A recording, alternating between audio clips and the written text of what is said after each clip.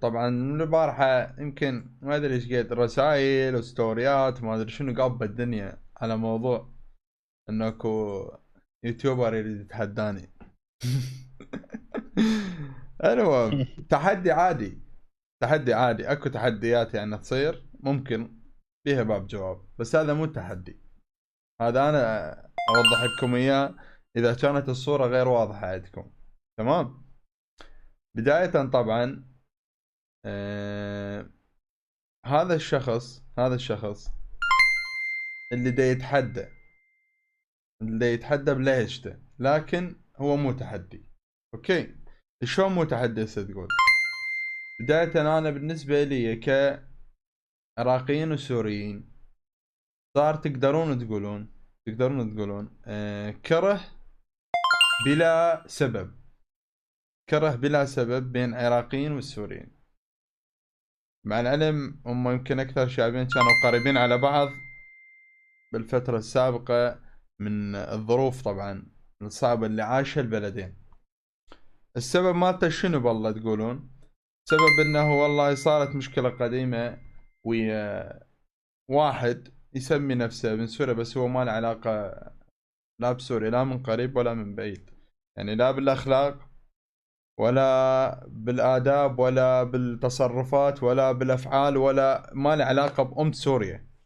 عبارة عن واحد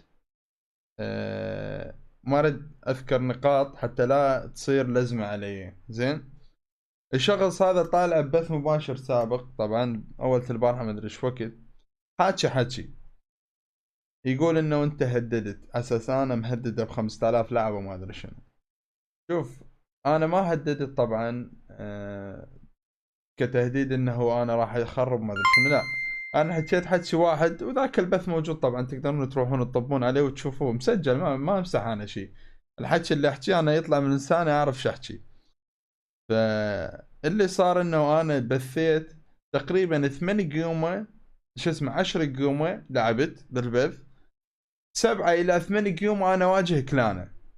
زين، ويجوني ستريم سناب وستريم سناب ستريم سناب. زين،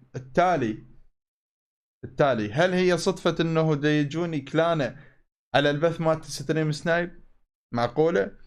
فانا سألت سؤال، قلت هذولا اذا جماعتك قول جماعتي، عادي علني، انا احكي علني اقول جماعتك انه هذولا جماعتك. زين، قول هذولا جماعتي، حتى انا هم ما شاء الله عندي 5000 لاعب، اكظهم واقول لهم اخوان رابطوا على البث مالته، اخليك تشوفهم شو اسمه باللوب اكثر ما تشوف جماعتك يصير. واما اذا مو جماعتك فانتهى الموضوع، عادي قول مو جماعتي يعني. هذا شيء طبعا بين كل اليوتيوبريه يصير.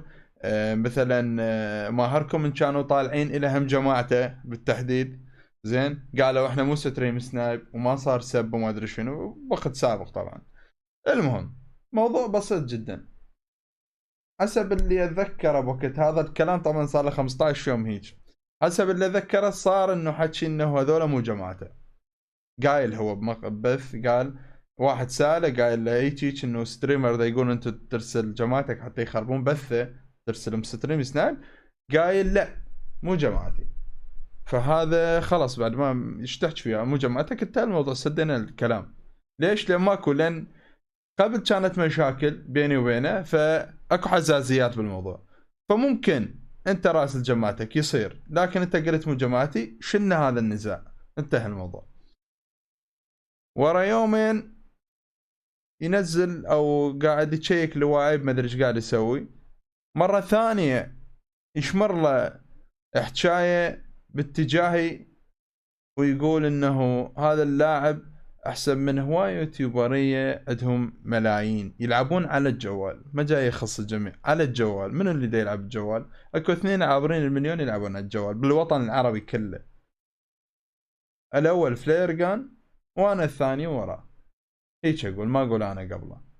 عرفت؟ كل التحيه والحب طبعا فليرجان، ولاعب طبعا دا يلعب سكرمات، يلعب بطولات، لاعب جوال احترافي وليس استعراضي. المهم، فالزبده وين؟ الزبده وين؟ هم هاجم. قلت له انت لا تقيم انت شخص كنت تجيب لاعب عراقي اللي هسه دا تسميهم عطوانيين، شوف بهاي اللهجة دا تسمي العراقيين عطوانيين، ودا تسميني عطواني، ودا تسمي جماعتي عطوانيين، وتدخل بالرومات، من تدخل يدخلون العراقيين على روماتك، تروح تدخل على صورهم وتصنف وتضحك انت وجماعتك مثل النسوان. تروحون تدخلون على صورهم وتضحكون لان هم عراقيين، تدخلون على صورهم بعنصرية جدا وبقلة وعي وبقلة ثقافة. انت كيوتيوبر جامع كم من الناس لو عندك ذرة اخلاق وذرة ثقافة ما تسوي اللي جاي تسوي، تدخل على صورهم وتستهين بيهم وتضحكون مثل النسوان. قاعد اقول لك مثل النسوان، تدري ليش؟ لان هذول اللي قاعد تصنف عليهم لو كذوك، لو كذوك بالله الكريم والله بس الله يخلصك منهم. اللي ما يعجبوك ذولا اللي قاعد تقلد عليهم، اللي تقول عطوانيين، اذا كذوك، اذا انت زلمه تروح للعراق زين وتشوفهم هم نفسهم يقطعوك تقطع، عرفت؟ اللي تصنف عليهم هذول العراقيين هذول هيك يسوون بيك اذا رحت يمهم، لان انت شايل حقد على العراقيين بشكل مو طبيعي ما يحتاج، واضحه جدا. وترجع حكايه كلش قويه جاي تحكيها ببثك، تحكي حكايه قويه. طبعا هاي بس هاي كافيه تبين كميه حقدك للعراقيين. طبعا قبل هالمره سبيت السعوديين وسبيت كوما يوتيوبريه وتاريخك اسود باليوتيوب العربي كله، وارقامك اللي جايبها كلها معروفه شلون جبتها، ما اريد ادخل بالتفاصيل، لكن حكايه واحده حكيتها تبين مدى حقدك للشعب العراقي.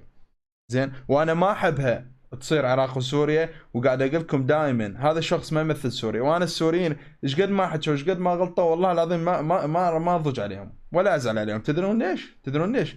لان هم ممكن ما شايفين حقيقته، بس انا شايف حقيقته، كاشفها كاشفها. هذول على فكره بالبدر كنا معهم بالجيم. والله ما ادري. زيه. السلام عليكم شبابنا الطيبه، شلونكم؟ ان شاء الله طيبين. مساء الخير عليكم جميعا، شو اخباركم؟ ان شاء الله طيبين. البارحه طبعا ما سويت بث، شوية كنت تعبان. تدرون قبل كنت بعد 7 ساعات، ف تحذرونا يعني عن القصور. نشوف يا وصل لنا احمد عمر، دجال البطاوي، صوفي علاوي، شكرا على المشاركات شبابنا. علوش شكرا. عمر ابو سيف القيسي شكرا حبيبي على المشاركة. منورين شبابنا الطيبة، حياكم الله جميعا. منورين شبابنا الطيبة، حياكم الله جميعا.